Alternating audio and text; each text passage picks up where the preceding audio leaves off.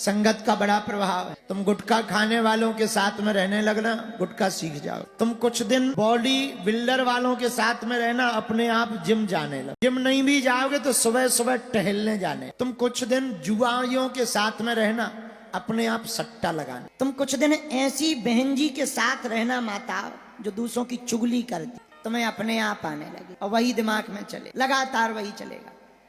भैया गांव में एक जुआरी होता है, पूरे गांव को जुआरी बना देता है। एक बीड़ी पीने वाला पूरे मित्रों को बीड़ी पिलाना कई बार सिखा देता। कुछ मित्र गंभीर भी होते पर सब नहीं होते। ऐसे ही एक जगह घटना घटी। एक आदमी लकड़ी काट रहा था, लकड़ी काटते काटते बेचारे की नाक कट गई। अब नाक तो नाक, भाई कान कट जाए तो टोपा लगा लो, कपड़ा बांध लो। कोई पूछे क्या बात है, ठंडी लग रही है। गर्मियों में हाँ हमें लगती, पर नाक कट गई, अब क्या लगाओ। अच्छा अब आज का जमाना होता तो मास्क लगा लो, पुराना जमाना नाक कट गई, नाक कटी बुरी लगे। अच्छा अब ऐसा आदमी जहां भी जाए लोग भी बड़े विचित्र, नक कटे चाचा आ गए, नक कटे चाचा इधर, नक कटे इधर, नक कटे बब्बा इधर, नक कटे भैया इधर। बड़ा हैरान। एक दिन लोगों ने, एक आदमी ने पूछा क्या बात है, एक बात बताओ तुम्हारी नाक कैसे कट गई। बोले हम ना पूछो। अब बोले नहीं बताओ बताओ, हमें तो बता ही दो, किसी को मत बताओ, हमें बताओ। बोले तुम किसी को बताओगे तो नहीं। अरे हम किसको बताएं।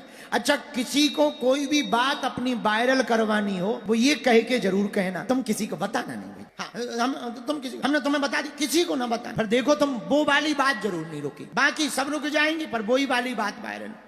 बोले हमें तो बताओ नाक कैसे कट गई। बोले इधर आ। बोले दरअसल गांव के बाहर जो मंदिर है, हाँ वहाँ शंकर जी ने हमें सपना कि तुम्हें हमारे दर्शन करने हो तो रावण ने शीश काट के चढ़ाया था, तुम नाक काट के चढ़ा। तो वो बोला क्या तुम्हें शंकर जी मिले। अरे बोले मिले, ये देखो ये खड़े, ये है भोलेनाथ, है कुछ नहीं झूठ मुंह, ये देखो सांप लटका। अरे महाराज उसे लगा बड़ी गजब बात, बगल में है भोले बाबा। आदमी को लगा वो भी शंकर जी का थोड़ा मोड़ा भक्त था। बोले यार दर्शन तो हमें भी करना। बोले ऐसे तो होंगे नहीं। इसने मन में सोचा अपनी तो कटी है, एक से भले दो सही। बोले ऐसे तो नहीं होंगे। बोले फिर, बोले चलो तुम भी काटो। वो गया मंदिर, उसने ली चाकू और ली काट के चढ़ा दी, और जैसे ही चढ़ाई खून बहने लगा। बोले हमें तो शंकर जी कहीं नहीं दिख रहे। बोले तुम किसी को मत बताना, हमें भी नहीं दिख रहे। आओ। बोले ना तुम बता लेना, हमें भी नहीं दिख रहे। बोले तो बड़े बेकार आदमी हो। बोले वाह हम अकेले थे, अब दो तो हो गए। तो दूसरा भी कम नहीं था, मेरठ का ही था। बोला पर दो क्यों, तीन कर लो। बोले कैसे, पड़ोस में रहते थे रम्मू चच्चा। बोले रम्मू इधर आ। हाँ तो उसने पूछा भैया पहले तो एक, अब दो दो लोगों की नाक कैसे कट गई। अरे बोले ऐसे, बताना। अरे बताओ तो।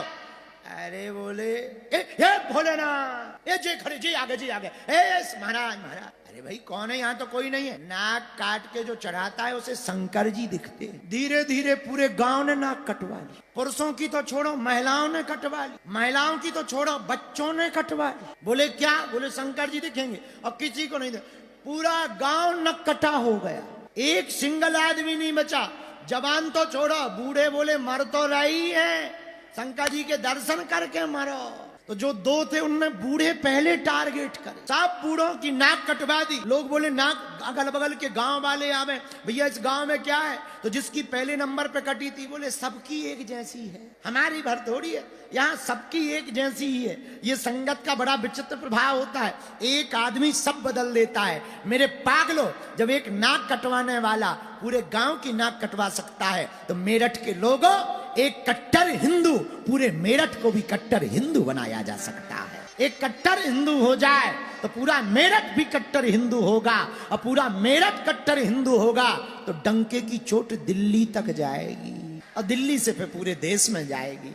और हमें लगता है मेरठ तो वैसे ही क्रांति का शहर है, यहाँ से पहले भी क्रांति शुरू हुई थी। अब फिर से अगर हिंदू राष्ट्र के लिए शुरू हो जावे, आहा तो क्या कहना, बात बन जाएगी। तो संगत का बड़ा असर होता है, संगत के प्रभाव से सब बदल जाता। हनुमान जी की अगर हम संगत करेंगे तो भैया हमारी भी जिंदगी में राम जी की भक्ति आ जाएगी।